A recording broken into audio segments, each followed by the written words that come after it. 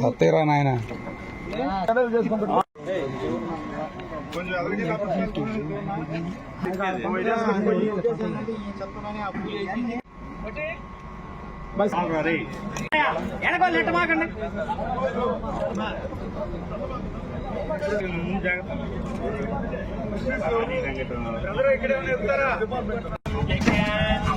ఓకేనా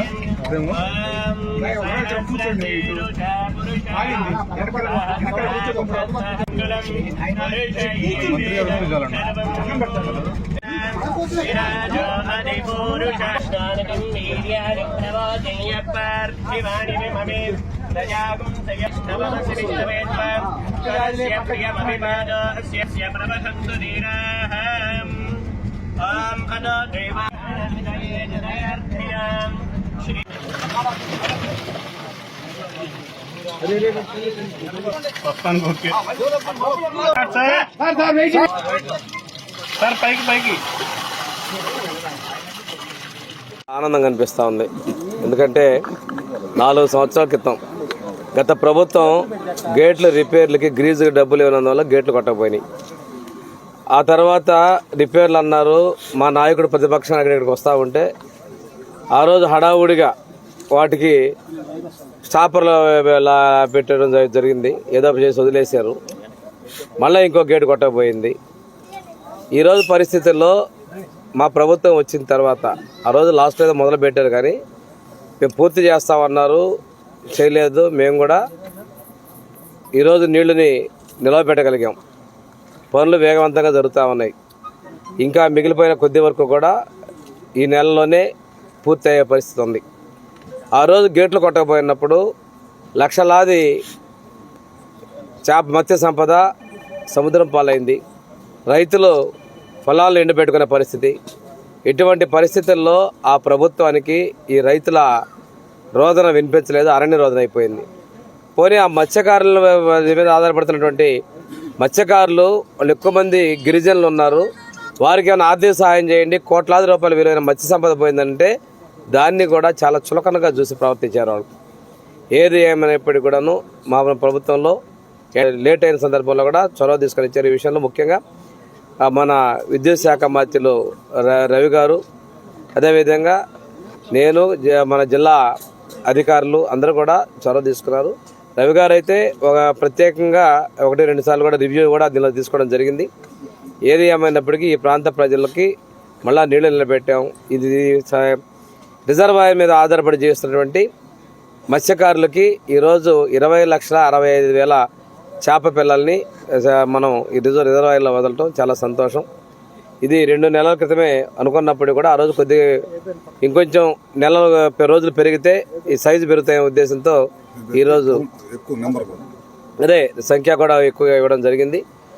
దీనివల్ల ఈరోజు కూడా మనం కూడా చూస్తుంటే నాన్ వెజ్ తినే వాళ్ళకు కూడా ఫిష్ కూడా మంచి ఆహారం అనేది కూడా చెప్తా ఉన్నారు. వాళ్ళకి ఆదాయంతో పాటు ప్రజలకు కూడా ఈ రిజర్వాయర్లో ఉన్నటువంటి ఫిష్ కూడా అందించడం కోసం చర్యలు తీసుకోవడం జరిగింది. ఈ ప్రభుత్వం చిత్తశుద్ధిని మీరు గమనించగలరు. 3 సంవత్సరాల్లో వాళ్ళు ఏం చేయలేని చాలా సంతోషంగా ఉంది. ఈ ప్రాంత ప్రజలందరూ కూడా చాలా ఆనందంగా ఉన్నారు. నీళ్లు కూడా చూస్తే 3.6 TMCలో నియర్లీ TMCs వాటర్ని 3 TMC స్టోర్ చేసుకోగలటం. అగ్రికల్చర్ సీజన్లో రైతులకు కూడా ఇటువంటి ఇబ్బంది లేకుండా, అదేవిధంగా మంచినీళ్ళు కూడా రేపు భవిష్యత్తులో కూడా ఈ గుండ్లకొండ రిజర్వాయర్ అనేది సంతోలపాడు ఒంగోలుకి ప్రధానమైనటువంటి అద్దంకి కూడా ప్రధానమైనటువంటి సోర్స్గా కూడా ఇది మనం గుర్తించడం కూడా జరిగింది. ఇది మనం ఇదే కాదు, ఆ రోజు అన్నమయ్య గేటు కొట్టకపోయింది. ఆ తర్వాత ఈ ప్రభుత్వం చిత్తశుద్ధికి అయితే తుంగభద్ర గేట్ ముఖ్యంగా రైతులు పేదల పట్ల ఉన్నదానికి నిదర్శనం ఈ ప్రాజెక్టుని మీకు తెలియజేసుకుని సెలవు తీసుకున్నానండి. తర్వాత గుండ్లకమ్మలో మనం నీళ్లు చూడటం జరిగిందనమాట. మీ అందరికీ తెలియదు కాదు, చాలాసార్లు మనం ఇక్కడ ఉన్న వాళ్ళందరూ కూడా వివిధ దఫాలుగా మనం పోరాటం చేశాం. అపోజిషన్ ఉన్నప్పుడు ఈ ప్రాజెక్టు గేట్లు బిగించాలి దానికోసం చాలా పెద్ద ఎత్తున పోరాటం చేశాము. అదే కాకుండా ఈ ప్రాజెక్టు కింద 90,000 ఎకరాలు రైతులకు సాగు భూమి ఉంది. కొన్ని వేల మంది ఈ చుట్టుపక్కల ప్రాంతాల్లో చేపల మీద ఆధారపడి బతికే వాళ్ళు చాలామంది ఉన్నారు. దీని ద్వారా ఒంగోలు కానీ చుట్టుపక్కల కానీ మంచినీళ్ళకి వెళ్ళేది చాలా ఉంది. ఇది ఇట్లాంటి ప్రాజెక్ట్ని గేట్లు ఎరగొట్టి కోట్లాది రూపాయలు ఇసుక దోపిడీ చేశారు వాళ్ళు. ఇప్పటికి 7.5 నుంచి 8 కోట్ల రూపాయలు బిల్లులు కూడా చెల్లించడం జరిగింది. 1-2 చిన్నవి ఉన్నా సరే నేను కూడా ఫాలోఅప్ చేస్తున్నాం. వాళ్ళు తొందరలో బిల్లులు అయిపోతాయి. ఇంకా 1-2 గేట్లోనే పూర్తి స్థాయిలో పెట్టేస్తారు. ఇవి 1-2 నెలల్లోనే మనం దాదాపు ఇప్పుడు 3 TMC నీళ్లు నిలబెట్టాం. ఇంకొకటే చిన్న పని ఏంటంటే దీని కింద ముంపుకు ఆధారపడిన గ్రామాలు ఒక 10-12 ఉన్నాయి. వాటిలో చిన్న సమస్యలు ఉన్నాయండి. ఇళ్ల స్థలాలు రాక చాలా మంది చిన్న కుటుంబాలు ఎస్సీలు ఎస్టీలు ఇట్లాంటి వాళ్ళు కొంతమంది ఉన్నారు. వాళ్ళకి ఇళ్ల స్థలాలు ఇవ్వాల్సింది ఉంది. దీని తర్వాత దాన్ని కూడా చేపట్టి తొందరలోనే కంప్లీట్ చేస్తాం. మీరు చూశారు కదా, పోయిన గవర్నమెంట్కి ఈ గవర్నమెంట్ తేడా ఏంటంటే ఈ గవర్నమెంట్ ప్రజలకు బాధ్యతగా ఉండేది. వాళ్ళు ఏమైనా దోపిడీ ఎక్కడ ఇసుక గేటు నీళ్లు ఉండగా ఇరిగి పడిపోయింది. పక్కన కర్ణాటక ప్రభుత్వం వచ్చి కర్ణాటక ముఖ్యమంత్రి వచ్చి చేతులు ఎత్తేసి వెళ్ళిపోయారు. నీళ్ళు వదిలేయాలి, నీళ్ళు వదిలేయకుండా గేటు పెట్టలేమంటే దాని కింద కూడా పెద్ద ఎత్తున రైతులు ఉంది. మన రైతులే తుంగభద్ర కింద ఉంది కూడా మన రైతులు, కర్నూలు జిల్లా వాళ్ళు కానీ చుట్టుపక్కల వాళ్ళంతా కూడా మన రైతులే ఉన్నారు. ఏమంటే ముఖ్యమంత్రి గారు రామానాయుడు గారిని కేశవను పంపించారు. ఇద్దరిని పంపించగానే మంత్రులందరూ కన్నయ్య అనే అతను ఒంట్లో బాగాలేకపోయినా తీసుకెళ్లి చూపిస్తే అతను నీళ్ళలో దిగి గేటు బిగించిన ఘనత ఈ కూటమి ప్రభుత్వం. ఏమాత్రం కూడా సందేహం లేదు.